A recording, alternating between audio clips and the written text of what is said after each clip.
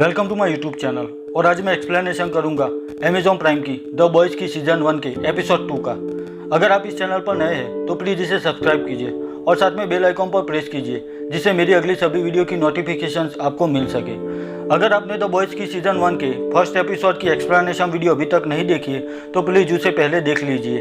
मैं उसकी link description में दे देता हूँ और आप चाहे तो आई बटन पर क्लिक करके भी वह वीडियो देख सकते हैं।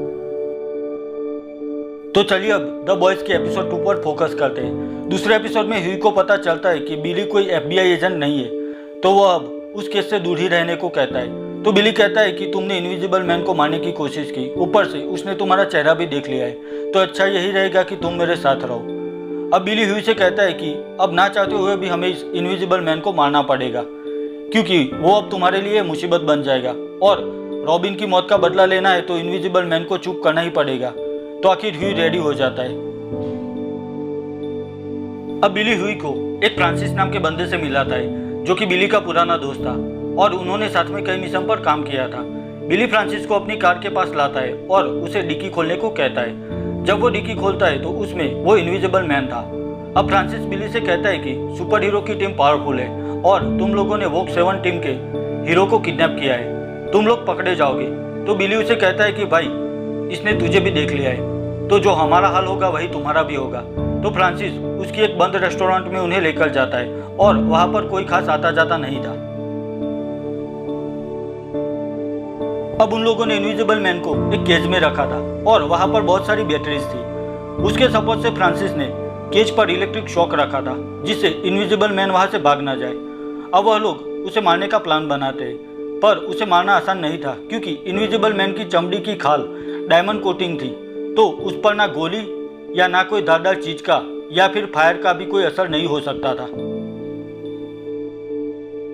दूसरी तरफ एक सुपर हीरो शॉकवेव दिखाया गया है जो मानता है कि वो ट्रेन से भी ज्यादा तेज इंसान है और थोड़े ही दिनों बाद उसके और ट्रेन के बीच मुकाबला होगा जो डिसाइड करेगा कि दुनिया का सबसे फास्ट सुपर हीरो कौन है। अब दूसरी ओर मैडलिन को उसको ब्लैकमेल कर रहे स्टीव के प्लेन क्रैश की न्यूज मिलती है, तो वह समझ जाती है और होमलैंडर को बुलाती है। तब थोड़ी देर बाद होमलैंडर कहता है कि हाँ मैंने ही स्टीव को मारा क्योंकि वह तुम्हें ब्लैकमेल कर रहा था और वो हमारे बहुत सारे राज जानता था। तो मैडलिन उसे कहती है कि तुमने जो किया वह सही है, पर अगली बार ऐसा कुछ करने से पहले मुझे बता दिया करो क्योंकि आखिर यार हमारी रिपीटेशन का सवाल है। अब दूसरी तरफ 7 टावर पर इनविजिबल मैन का सिग्नल मिलता है, पर कंफर्म नहीं था कि वो वहां पर किस घर में है। तो मैडलिन अपनी सर्च टीम उस लोकेशन पर भेजने का ऑर्डर देती है। अब डीप और स्टारलाइट किसी ड्रग माफिया को पकड़ने के लिए आए थे। वो लोग ड्रग डीलर पर हमला कर देते और उन्हें पकड़ने में कामयाब हो जाते, पर यह सब बस एक और पब्लिसिटी स्टंट ही था क्योंकि वो लोग जिस तरह से उन ड्रग डीलर्स को पकड़ते यह सब एक कैमरे में मूवी के सीन की तरह रिकॉर्ड किया जाता है। यह सब बस एक दिखावे के लिए ही था कि सुपर हीरो दुनिया को सेफ रखने के लिए कितनी मेहनत करते हैं। इनविजिबल मैन को ढूंढने सर्च टीम वहां आती है, पर फ्रांसिस ख्याल रखता है कि उन्हें कुछ ना मिले। अब थोड़ी देर तक वहां पर सर्च करने के बाद उन्हें कुछ नहीं मिलता और वह लोग वहां से चले जाते हैं। मैडलिन की मुलाकात सेनेटर से होती है, तो वह उन्हें कहते हैं कि आप हमारी डिफेंस फोर्स में हमारे सुपर हीरोज को शामिल कर लो।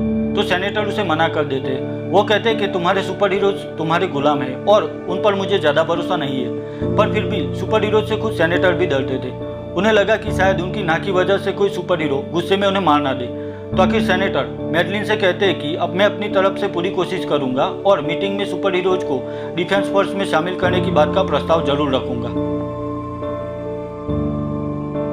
अब फ्रांसिस वर्डित था क्योंकि इनविजिबल मैन को अगर मारा नहीं गया तो वो पकड़े जाएंगे। तभी उसकी नज़र टीवी में दिखाए गए कछुए पर पड़ती है। आखिर फ्रांसिस को एक रास्ता मिल गया था। वो इनविजिबल मैन के पास जाता है और उसे इलेक्ट्रिक शॉक देकर बेहोश कर देता है।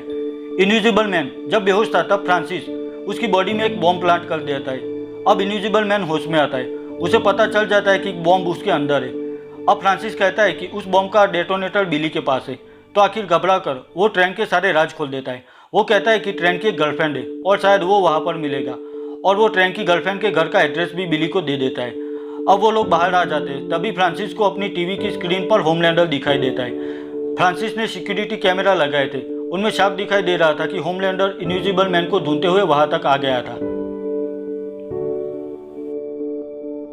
अब बिली और फ्रांसिस वो डेटोनेटर ह्यूई को देकर वहां से निकल जाते, फ्रांसिस और बिली किसी तरह से होमलैंडर को डिस्ट्रैक्ट करना चाहते थे। तो फ्रांसिस अपनी गर्लफ्रेंड को फोन करता है और उसे एक जगह से निकल जाने के लिए कहता है। दरअसल वो भी फ्रांसिस का ही एक अड्डा था जो नजदीक में ही था।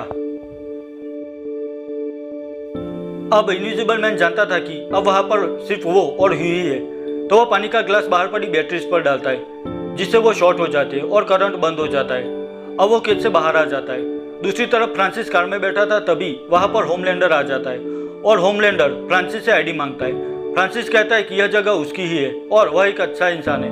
अब होमलैंडर फ्रांसिस से और इन्वेस्टिगेशन कर सके उससे पहले बिली फ्रांसिस के दूसरे अड्डे पर बॉम्ब ब्लास्ट करता है और वह धमाके की आवाज सुनकर होमलैंडर फ्रांसिस को छोड़कर उस आवाज की तरफ चला जाता है। अब इनविजिबल मैन बाहर आ गया था। उसे वहां पर डेटोनेटर के साथ खड़ा हुआ ह्यूई मिलता है, तो वह उसे अपनी बातों में फंसाने की कोशिश करता है कि मुझे मारकर तुम फंस जाओगे, अगर तुम यहाँ से मुझे जिंदा जाने दो तो मैं तुम्हें कुछ नहीं करूंगा। बस तभी ह्यूई वो डेटोनेटर ऑफ कर देता है। अब इनविजिबल मैन वहां से बाहर जा रहा था, तभी ह्यूई की नजर एक पोस्टर पे पड़ती है जिस पर लिखा था कि कीप योर हैंड्स क्लीन, यानी कि कुछ भी करो पर अपने हाथ क्लीन रखो। तो ह्यूई समझ जाता है कि अगर उसने इनविजिबल मैन को जिंदा जाने दिया तो सिचुएशन और भी ज्यादा खराब हो जाएगी। डिसीजन ले लेता है और वो डेटोनेटर ऑन करके दबा देता है और इनविजिबल मैन के वहां पर चिथड़े उठ जाते हैं। उसके खून के छींटे ह्यूई पर आ गिरते हैं। अब ह्यूई ने 7 टीम मेंबर के बहुत ही खास सुपर हीरो को मार डाला था। अब इस बात का दुनिया पर क्या असर होगा और होमलैंडर इस बात पर क्या रिएक्ट करेगा, वह हमें तीसरे एपिसोड में पता चलेगा। द बॉयज के सीजन 1 के एपिसोड 2 का नाम चेरी है और इस एपिसोड को IMDb पर 8.6 आउट ऑफ 10 स्कोर मिला है। तो बस यहीं पर बॉयज की सीजन 1 के एपिसोड 2 की एक्सप्लेनेशन वीडियो खत्म करता हूँ। अब तीसरे एपिसोड की एक्सप्लेनेशन में मिलते हैं और अगर आपको यह वीडियो अच्छी लगी है तो इसे लाइक और शेयर कीजिए। तो मिलता हूँ नेक्स्ट वीडियो में, तब तक के लिए बाय बाय।